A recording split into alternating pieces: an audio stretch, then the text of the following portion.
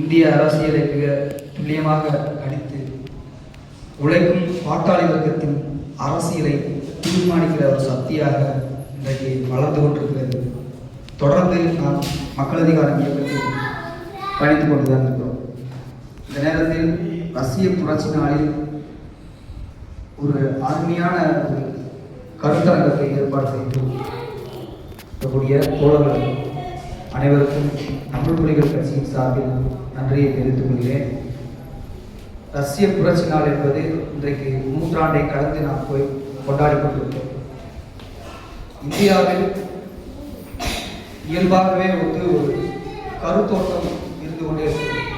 குறிப்பாக பாரதிய ஜனதா கட்சி போன்ற ஹெச்ராஜா போன்ற இங்கே இருக்கக்கூடிய சனாதன கும்பல்கள் தொடர்ந்து மார்க்சியம் என்பது அது ஜெர்மானிய தத்துவம், இந்திய நாட்டிற்கு பொருந்தாத ஒரு அரசியல், பொருந்தாத ஒரு கொள்கை என்று தொடர்ந்து மார்க்சிய தத்துவத்தை ஒரு அடிப்படையை புரிந்து கொள்ளாமல் தத்துவத்தையே நாடி செய்வது அல்லது கம்யூனிஸ்டுகள் மீது ஒரு மிகப்பெரிய போர் தொடர்ந்து நடத்தப்படுகிறது.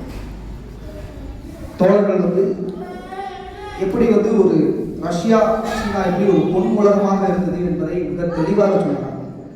அதனுடைய கண்டினியூட்டியா தொடர்ச்சியா நான் சில கருத்துக்களை மட்டும் இந்த இடத்துல பதிவு செய்ய விரும்புகிறேன். ரொம்ப முக்கியமான ஒரு விவாதமாக நான் சொல்லியிருக்கேன். என்னன்னா, ரஷ்யாவில் லெனின் அவர்கள் கம்யூனிஸ்ட் கட்சி, அதாவது போல்ஸ்விக் கட்சியை கட்டி புரட்சிக்கு மக்களை அணிதிரட்டும் போது ரஷ்யாவிலையும் இப்படித்தான் சொன்னாங்க. அது மேற்குலக நாடுகளுடைய தத்துவம், அது இங்கிலாந்து புரட்சி, இங்கிலாந்துக்கும் ஜெர்மானிய தத்துவம், அது ரஷ்யாவுக்கு பொருந்தாது என்று, அது ஐரோப்பிய நாடுகளுடைய தத்துவம் என்று ரஷ்யாவில் சொன்னார். ரஷ்யாவில் கம்யூனிசம் பொருந்தாது என்று சொன்னார். ஆனால் அதையெல்லாம் தவிடுபடியாக்கி முதலில் மார்க்சிய லெனினியத்தை மிக துல்லியமாக மிக சரியாக அதை வகுத்து உலகத்திலேயே முதல்ல சோசியலிச நாட்டை கட்டி அமைத்தவர் நம்முடைய புரட்சியாளர் லெனின் அவர்கள் தான். அது அங்க இருக்கக்கூடிய ஜெர்மானிய இங்கிலாந்து நாடுகளுக்கே வியப்பார்கள். இங்க இருக்கக்கூடிய இந்த கண்டத்துக்கே வியப்பார்கள். எப்படி ஜெர்மானிய தத்துவம் எப்படி ரஷ்யாவில் லெனின் நாடு நடந்தது அப்படின்னு ஒரு மிகப்பெரிய விவாதம் நடந்தது.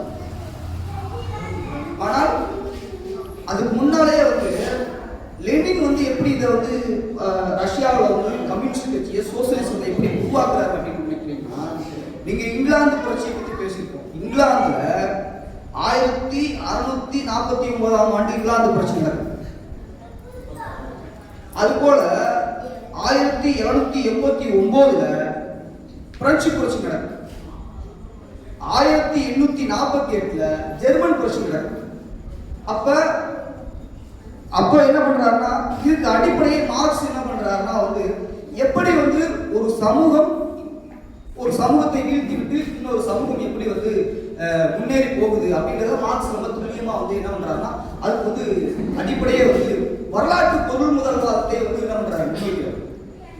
மார்க்ஸ் என்ன பண்றாருன்னா, இந்த சமூகம் அறிவியல் பூர்வமாக வளர்ந்து வந்துகிட்டு இருக்கு அப்படின்றது தான் என்ன பண்றாரு, சமூகத்துக்கே பொது மறையாக பொது தத்துவமாக மார்க்ஸ் வரலாற்று பொருள் முதல்வாதத்தை உருவாக்கி உலகத்துக்கே வழிகாட்டுறாரு. அதுல இருந்து தான் என்ன பண்றாரு லெனின், இதை புரிச்சுக்கிட்டு தான் லெனின் என்ன பண்றாரு, ரஷ்யாவில் புரட்சி நடத்தி ஒரு சோசியலிச நாட்டை கட்டமைக்கிறார். அது எப்படின்னா ஒண்ணும் கிடையாது. மார்க்ஸ் எழுதும் போதே அவருடைய கம்யூனிஸ்ட் கட்சி அறிக்கை எழுதும் போதே மிக தெளிவா எழுதுறாரு. ஏடறிந்த வரலாறுகள் அனைத்தும் வர்க்க விடுதலை போராட்டத்தின் வரலாறு என்றுதான் என்ன பண்றாரு, அவருடைய வரலாற்று பொருள் முதல்வாதத்தை தான் தொடங்குறாரு. அப்படின்னா சமூகம் இங்க ஒரு சமூகத்தை வீழ்த்தி இன்னொரு சமூகம் வளர்றத பார்க்கிறாரு. எப்படின்னா நம்மலாம் ஆதி காலத்துல இலைத்தலைகளை கட்டிக்கணும், உடம்புகளை கட்டிக்கொண்டு ஒரு நவீன காலம் இல்லாம ஒரு கற்கால மனிதர்களா இருந்தோம் அப்படின்றத மார்க்ஸ் என்ன பண்றாரு, இதுல இருந்து சமூக யதார்த்தத்துல இருந்து சமூக புரிஞ்சுக்கிட்டு என்ன பண்றாருன்னா அதை பார்க்கிறாரு. அப்போ சமுதாயம் இப்படி வளர்ந்து வருது. ஆதி பொதுவுடைமை சமுதாயத்திலிருந்து ஆண்டான் அடிமை சமுதாயம் வளருது. ஆண்டான் அடிமை சமுதாயத்திலிருந்து என்ன பண்றாங்க, நிலவுடைமை சமுதாயம் வளருது. அப்ப நிலவுடைமை சமுதாயத்தை வீழ்த்து விட்டு இங்க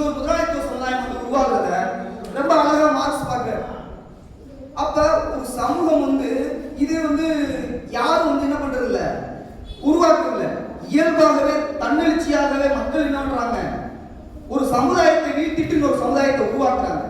அப்படித்தான் என்ன பண்றாருன்னா, இதை வந்து மார்க்ஸ் வந்து உலகம் முழுவதும் வந்து அவருடைய வழிகாட்டுறார், புரட்சிக்கு வழிகாட்டுறார். இது ஒரு சமூக இயற்பியல் விதி, வரலாற்று விதி அப்படின்னு சொல்லி என்ன பண்றாரு மார்க்ஸ், இந்த சமூகத்தின் போக்கையை மாற்றுறாரு.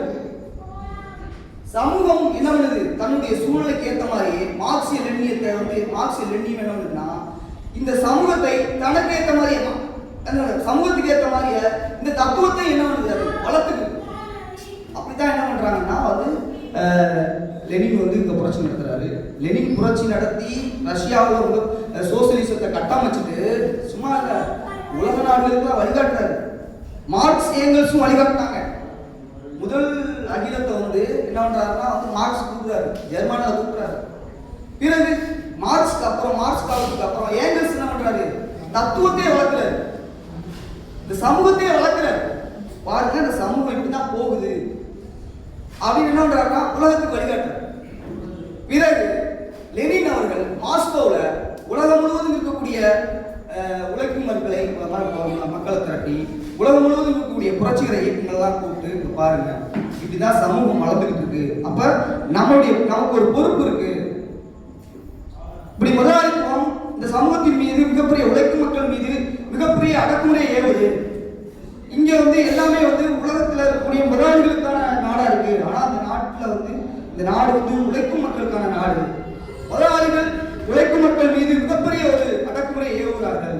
இந்த மக்களை கசக்கி புளியிறாங்க. அப்ப இதுல இருந்து நாம விடுபடணும். அப்ப இங்க ஒரு புரட்சி நடத்தணும். அது உழைக்கும் மக்கள் புரட்சி தான். அப்ப உழைக்கும் மக்கள் நடத்துகிற புரட்சி தான் சோசியலிச புரட்சி நம்ம சொல்றோம். அதான் கம்யூனிச சமூகம். உழைக்கும் மக்களுடைய தத்துவம் தான் கம்யூனிச தத்துவம் சொல்றோம். ஆனா இங்க தத்துவங்கள் நிறைய இருக்கு. முதலாளிகளுக்கு ஒரு தத்துவம் இருக்கு, ஏகாதிபத்தியங்களுக்கு சில தத்துவங்கள் இருக்கு, சனாதனவாதிகளுக்கு சில தத்துவங்கள் இருக்கு. அவங்க என்ன பண்றாங்கன்னா இப்போ இந்தியா போன்ற நாடுகள்ல சனாதன தத்துவத்தை நிறுவி உழைக்கும் மக்களை, ஒடுக்கப்பட்ட மக்களை இங்க இருக்கக்கூடிய மதங்களாக சாதிகளாக பிளவுபடுத்தி உழைக்கும் மக்களை ஒன்று தள்ள விடாமல், அவர்களை உழைக்கும் வர்க்கமாக ஒன்று சேர விடாமல் கம்யூனிஸ்ட் சமூகத்தையே ஒரு சமூக வளர்ச்சியவை தடுத்து நிறுத்தி வச்சிருக்காங்க இந்தியா போன்ற நாடுகள். அப்படின்னா இது வரலாற்று விதிக்கு எதிரான, அறிவியலுக்கு எதிரானது நம்ம சொல்றோம். கம்யூனிஸ்ட் சொல்லுது, மார்க்சிய லெனின் சொல்லுது. எப்படி சாதி என்பது அறிவியலுக்கு புறமானது, மதம் என்பது அறிவியலுக்கு எதிரானது. அதே போலதான் சமூகம் தேங்கி நிற்பது கூட அறிவியலுக்கு எதிரானது. சமூகம் முன்னோக்கி போகணும், சமூகம் காலத்தின் சக்கரம் முன்னோக்கி தான் போகணும் அப்படின்றத மார்க்சியம் நமக்கு ரொம்ப தெளிவா வந்து வரையறுத்து. இப்ப நமக்கு என்ன என்னங்க இந்தியாவோட எப்படிங்க வந்து மார்க்சியம்னா கம்யூனிசம்னா எப்படிங்க பொருந்தும்? அதுதான் இந்தியாவுக்கு மட்டுமல்ல உலகம் முழுவதும் கம்யூனிசம் தான் பொருந்தும். மார்க்சிய லெனின் உலகத்துக்கே பொதுவான தத்துவம். நீங்க நம்பிக்கையோட இருக்க. உலகம் வந்து ஐயோ நம்மளாம் வந்து சோசியலிஸ்ட் நாட்டில் வாழ முடியுமா? நம்ம இல்லைனாலும் நம்முடைய காலத்துக்கு பிறகு நம்ம குழந்தைகள் இந்த மண்ணில் ஒரு மிகப்பெரிய ஒரு சோசியலிச சமுதாயத்தை படைக்க போகிறார்கள் என்பதில் யாருக்கும் சந்தேகமே வேண்டாம். ஏன்னா இது வரலாற்று விதி, வரலாற்று இயங்கியல் அப்படித்தான் போகும். இன்னைக்கு என்ன காலகட்டம்? இப்ப என்னன்னா இதைத்தான் வந்து சொல்றாங்க உலக நாடுகள்ல பாரிஸ் கம்யூனிஸ்ட் எழுச்சி நடக்கும்போது என்ன பண்ணிடுறாங்கன்னா, என்னங்க முதலாளிகள் வந்து புரட்சி நடத்துறாங்களே அப்படிங்கிற போது முதலாளிகள் சந்தர்ப்பாதியை மாத்துறாங்க. இதை வந்து லெனின் சொல்றாரு. பாரிஸ் கம்யூனிஸ்ட் எழுச்சியில நில உடைமை சமுதாயத்தை வீழ்த்திட்டு முதலாளிகள் என்ன பண்றாங்க, ஆட்சி அதிகாரத்துக்கு வந்துறாங்க, ஒரு முதலாளித்துவ சமுதாய கட்டமைப்பை உருவாக்கிறாங்க. அப்ப லெனின் சொல்றாரு, ஒரு தோளில் இருந்த துவக்கு அது தோளுக்கு மாறியது அப்படின்னு சொல்லி என்ன பண்றாரு லெனின் பாரிஸ் கம்யூனிஸ்ட் எழுச்சியை பத்தி மிகப்பெரிய ஒரு கட்டுரை எழுது. அப்படின்னா என்ன அர்த்தம்? முதலாளிகள் உடனே என்ன பண்றாங்க, நாட்டை கைப்பற்றுறாங்க. மறுகணமே என்ன பண்றாங்க, முதலாளிகளை வீழ்த்திட்டு உழைக்கிற மக்கள் ஆட்சி அதிகாரத்தை கைப்பற்றுறாங்க பாரிஸ் கம்யூனிஸ்ட் எழுச்சி. அப்ப இதை உலக முதலாளிகள் பாக்குறாங்க, இது நடக்கவே கூடாது, முதலாளிகள் கையில புரட்சி போயிடக்கூடாது, முதலாளித்துவ புரட்சி நடக்க கூடாதுன்றதுக்காக ஏகாதிபத்தியங்கள் என்ன பண்றாங்க, அங்க இருக்கக்கூடிய தேசிய முதலாளித்துவத்தை தேசிய சிந்தனையில இருந்து என்ன பண்றாங்க, அழிச்சிடறாங்க. அப்ப இப்படி இருக்கும் போதுதான் ரஷ்யாவில் என்ன பண்றாங்கன்னா, முதலாளிகள் நடத்த வேண்டிய புரட்சிய பாட்டாளி வர்க்கம் தலைமை தாங்கி நடந்தது. முதலாளிகள் நடத்த வேண்டிய புரட்சியை தேசிய முதலாளி இந்தியா அந்த விடுதலை போராட்டத்தை பாட்டாளி வர்க்கம் என்ன பண்றாங்க, தன் தோளில் துவக்கி ஏந்தி என்ன பண்றாங்க, யார் மன்னனை வீழ்த்திட்டு சோசியலிஸ்ட் அங்க கட்டமைக்கிறாங்க. இப்படிதான் சமூகம் வளர்ந்து கொண்டிருக்கிறது. இதுதான் வரலாற்று விதி, இதுதான் இயங்கியல் விதி, இதுதான் சமூக யதார்த்தம், இதுதான் கம்யூனிசம், இதுதான் மார்க்சிய லெனின். ஆனால் இது இந்தியாவுக்கு பொருந்தாது அப்படின்னு சொல்றாங்க. உலகம் முழுவதும் மார்க்சிய லெனின் பொருள். நீங்க பாத்தீங்கன்னா இலங்கையில கம்யூனிஸ்டுகள் இன்னைக்கு நாட்டை கைப்பற்றினாங்க. அதுபோல இன்னைக்கு இந்தியாவில் காஷ்மீர்ல விடுதலை போராட்டம் நடந்தது. அங்கே முதலாவது ஒரு ஜனநாயக போராட்டம் நடந்தது. அங்க இருக்கக்கூடிய ஜனநாயக போராட்டமாக இருந்தாலும் கூட அங்க இருக்கக்கூடிய உழைக்கிற மக்கள் என்ன பண்ணாங்க, இன்னைக்கு தற்காலிகமாக அந்த போர் கைவிடப்பட்டிருக்கலாம். ஆனால் பின்னாளில் கம்யூனிஸ்டுகள் அந்த நாட்டை கைப்பற்றுவார்கள் என்பது வரலாற்று உண்மை. இது யாராலும் அழிக்க முடியாத உண்மை. மணிப்பூர்லயும் இப்படிதான் இந்தியாவில் போறோம். நீங்க மேற்கு வங்கத்தில் பாத்தீங்கன்னா நக்சல்பாரின்னு ஒரு கிராமம், அதெல்லாம் படிச்சிருக்கீங்களா இல்லையா? மேற்கு வங்கத்துல இந்தியாவில் கம்யூனிசத்தை நிலைநிறுத்தி காட்டியவர்கள் நக்சல்பாரிகள். ஆனா என்ன பண்றாங்க, கம்யூனிஸ்டுகள் அந்த போராட்டம் தனி அரசாங்கம் எடுக்கிறாங்க மேற்கு வங்கத்துல. இப்ப இந்தியாவில் இந்த தத்துவத்தை அழிச்சே தீர்வுன்றதுக்காக என்ன பண்றாங்க, கம்யூனிஸ்டுகள் நக்சலைட்டு, தீவிரவாதிகள், பயங்கரவாதிகள், மாவோயிஸ்டுகள் என்று கம்யூனிஸ்டுகள் ஒடுக்கப்படுகிறார்கள். பசுமை வேட்டைங்கிற பெயரில் கம்யூனிஸ்டுகள் சுட்டு வீழ்த்தப்படுகிறார்கள். இன்னைக்கும் கூட ஹரியானா, ஆந்திராவில், ஒரிசாவில் கம்யூனிஸ்டுகள் சுட்டு வீழ்த்தப்படுகிறார்கள். இது எவ்வளவு பெரிய ஆபத்தான அரசியல். இங்க இருக்கக்கூடிய ஏகாதிபத்தியங்கள், இருக்கக்கூடிய முதலாளித்துவம் கம்யூனிஸ்டுகள் தீவிரவாதி என்று முத்திரையிட்டது. இப்படித்தான் இன்றைக்கு அரசியல். இங்க இருக்கக்கூடிய சனாதனவாதிகள், மோடி போன்றவர்கள் கம்யூனிஸ்டுகளை இந்த மண்ணில் இருந்து அப்புறப்படுத்த வேண்டும் என்று நினைக்கிறார்கள். இது மிகப்பெரிய ஒரு ஆபத்தான நிலை. நாம் கம்யூனிஸ்டுகள் யார் என்பதை இந்த உலகத்துக்கு நாம் உணர்த்த வேண்டும். அப்படி உலகத்திற்கு உணர்த்த வேண்டிய பொறுப்பு தேசிய முதலாளிகள் கையில் இல்ல, கோடான கோடி உழைக்கும் மக்களின் தோள்களில் இருக்கு அப்படின்றத இங்க இந்தியாவில் ஒரு சோசியலிச புரட்சியை நிறைவு செய்ய வேண்டிய பொறுப்பு யார்கிட்ட இருக்கு சொல்லுங்க? உழைக்கும் மக்களான நம்முடைய தோள்களில் இருக்கு. இந்த தேசத்தை ஒரு புன்னுலகமாக மாற்ற வேண்டிய பொறுப்பு ரஷ்யாவை போல, சீனாவை போல, வியட்நாமை போல ஒரு பொன்னுலகமாக இந்த இந்தியாவை படைக்க வேண்டிய பொறுப்பு உழைக்கும் மக்கள் தோள்களில் இருக்கு. நாளைய சமுதாயம் ஒரு சோசியலிச சமுதாயத்தை படைக்க வேண்டும். அதற்கு நாம் இப்போதே என்ன பண்ணணும், கம்யூனிச தத்துவத்தை, ரஷ்ய புரட்சியை நம்முடைய உழைக்கும் மக்களுக்கு எடுத்துச் செல்ல வேண்டும்.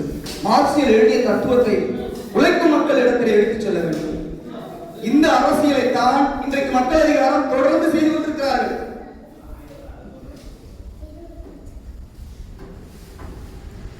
இன்றைக்கு ஹெச் ராஜா போன்றவர்கள் அரசியலை சீரழிஞ்சிருச்சு. கம்யூனிஸ்டுகளை வீழ்த்த வேண்டும் என்று கொக்கரித்துக் கொண்டிருக்கிறார்கள். தமிழ் புலிகளும் கம்யூனிஸ்டுகள், மக்கள் அதிகாரம் மட்டும் கம்யூனிஸ்டுகள் அல்ல, இங்க இருக்கக்கூடிய ஒவ்வொரு உழைக்கிற வர்க்கமும் கம்யூனிஸ்டுகள். முதல்ல புரிஞ்சுக்கணும். நான் ஒரு கம்யூனிஸ்ட், நான் பெருமையோட சொல்றேன். அரசு நம்மள தீவிரவாதி சொல்லும், நக்சலைட் சொல்லும், மாவோயிஸ்ட் சொல்லும், பயங்கரவாதி சொல்லும். ஆனால் அவர்கள் எல்லாம் கம்யூனிஸ்ட் என்பதை நக்சலைட்டுகள் இந்தியாவில் அப்புறப்படுத்த வேண்டும். ஆபத்தான அரசியல். ரச்சராஜா போன்றவர்கள் இவங்களெல்லாம் ஜெர்மானிய தத்துவத்தை தூக்கிட்டு இங்க இந்தியாவில் அலைகிறாங்க. வரலாற்றை தெரியாதவர்கள், இருக்கக்கூடிய எச்ராஜா போன்றவர்கள், நரேந்திர மோடி போன்றவர்கள் நயவஞ்சகன், நாய் நரிகள், உழைக்கும் மக்களை வேட்டையாடுகிற ஓநாய். இந்த ஓநாய்களிலிருந்து இந்த நாட்டை பாதுகாக்க வேண்டிய பொறுப்பு கோடான கோடி உழைக்கும் மக்கள் தோள்களில் இருக்கு, நம்முடைய கைகளில் இருக்கு. அப்ப லெனினியத்தை உலகம் எங்கும் பரப்ப வேண்டும், மார்க்சிய லெனினியத்தை உலகம் முழுவதும் பரப்ப வேண்டும். இதாவது நடக்காதெல்லாம் கிடையாது, உலகம் நடந்துகிட்டு இருக்கு. தற்காலிகமா நம்ம என்ன பதவியாக தற்காலிகமா நம்ம கொஞ்சம் பின்வாங்கிக்கலாம். இன்னைக்கு பார்த்தீங்கன்னா சீனாவில் வந்து மறுபடியும் வந்து மக்கள் என்ன பண்ணாங்க, எங்களுக்கு மீண்டும் மாவோதான் வேணும்னு கேட்டுட்டு இருக்காங்க. இன்னொரு விஷயம் என்னன்னா, லெனின் வந்து வியட்நாமுக்கு வழிகாட்டுறாரு. வியட்நாமுடைய நிலைமை இந்தியாவுடைய நிலைமை அவர் அப்படியே சொல்றாரு. வியட்நாம்ல ஓசிமின் வந்து கம்யூனிஸ்ட் கட்சியை கட்டி அங்க விடுதலை போராட்டம் நடத்தும் போது என்ன பண்றாருன்னா, இந்தோ சீன கம்யூனிஸ்ட் கட்சியை கட்டி என்ன பண்றாரு, அவர் புரட்சியை நடத்த முயற்சி பண்றாரு. அவரால் நடக்கல, நடத்த முடியல. 40 வருஷம் ஆயிருக்கு, 49 வருஷம் ஆயிருக்கு. அப்ப லெனினை சந்திக்கிறார். இப்ப என்னால வந்து இது வந்து ஒரு புரட்சியை நடத்த முடியல, கட்சியவே கட்ட முடியலன்னு நினைக்கிறார். அப்ப என்னன்னா, இந்தோ சீனா என்பது ஒரு அரசு சமூகம் அப்படின்றத அவர் சொல்றாரு. இந்தோ சீனா கட்சியை கட்டக்கூடாது, நீங்க வியட்நாம் கம்யூனிஸ்ட் கட்சி கட்டுங்க. அப்பதான் என்ன சொல்றாருன்னா, எந்த ஒரு கம்யூனிஸ்டும் தேசிய இன விடுதலை போராட்டத்தை அங்கீகரிக்காத எவரும் கம்யூனிஸ்டுகள் கிடையாது. அவருக்கு கம்யூனிஸ்ட் பண்ற ஜனநாயகவாதிகள் கூட இல்லை. அப்ப என்ன பண்றாங்கன்னா வந்து இவர் தேசிய விடுதலைக்கு வழிகாட்டுறார், தேசிய இனங்களுடைய போராட்டங்களை அங்கீகரிக்கிறார். உலகம் முழுவதும் தேசிய இனங்கள் தங்களுக்கான விடுதலையை வந்து நடத்தும் போது அவர்களுக்கு போர் கருவிகளை கொடுக்கிறாரு, பொருளாதார உதவிகள் செய்யறாரு. அவர் வழிகாட்டுறார். கூப்பிட்டு மாநாடு கூப்பிட்டு காங்கிரஸ் கூப்பிட்டு வழிகாட்டுறார். அற்புத இதுதான் வந்து இப்படி போகாது, இந்தோ சீனா கம்யூனிஸ்ட் கட்சினா இங்க போகாது, இந்தோ சீனா என்பது ஒரு அரசு. அப்படின்னா இந்தோ சீனா கம்யூனிஸ்ட் கட்சி கட்டாதீங்க, நீங்க வியட்நாம் வியட்நாம் கம்யூனிஸ்ட் கட்சி கட்டுங்கன்றாரு. வியட்நாம் கம்யூனிஸ்ட் கட்சி கட்டி அதுக்கப்புறம் ஹோஸ்ட் என்ன பண்றாரு, ஒரு விடுதலை போராட்டம் நடத்துறாரு. அப்பதான் சிதறுது, ஒரு நாடே சிதறுது. அமெரிக்கா திணறி போயிட்டான், வரட்டான். சின்ன நாடு, சின்ன நாடு, அதெல்லாம் வந்து பெரிய போராட்டங்கள், வெட்டுக்கிளி சொல்லி ஒரு போராட்டம் நடத்துவாங்க. மக்கள் என்ன பண்ணுவாங்கன்னா, கீழே களை எடுத்துட்டு இருப்பாங்க. களை எடுத்துட்டு இருக்கும்போது பின்னால வந்து ஏகே பாட்டு செஞ்சுட்டு இருப்பாங்க. மேல வந்து விமானத்தின் மூலமா வந்து அமெரிக்கா அணுகுண்டு போட்டாங்க. சுதந்திரமான களை எடுத்துட்டு இருக்கும்போது மக்கள் வந்து என்ன பண்ணுவாங்கன்னா வந்து குண்டுகளை வீசி அடிப்பாங்க. பயங்கரமான போர் நடத்தினாங்க. அப்படி போர் நடத்தி வியட்நாம், லாவோஸ், கம்போடியா போன்ற தேசங்கள் எல்லாம் வந்து சிதறிடுச்சு. இப்படி உலகம் முழுவதும் பல தேசங்கள் வந்து சிதறி பல நாடுகள் விடுதலையாச்சு, பல நாடுகள் விடுதலையாச்சு. அதுக்கப்புறம் தான் வந்து இப்போ கூட ரீசெண்டா குர்ஜிஸ்தான், பிஜி போன்ற நாடுகள் 2012 கூட விடுதலையாச்சு. இப்படி பல்வேறு நாடுகள் விடுதலையாச்சு. அதனால இந்தியாவும் நிச்சயமா சிதறண்டு போகும். பல்வேறு தேசங்களாக இந்தியா ஒரு நாள் சோசியலிச நாட்டை ஒரு மக்கள் ஜனநாயக குடியரசை இந்தியாவில் படைப்பார்கள் என்பதை சொல்லி வாய்ப்பு தோழர்களுக்கு நன்றி.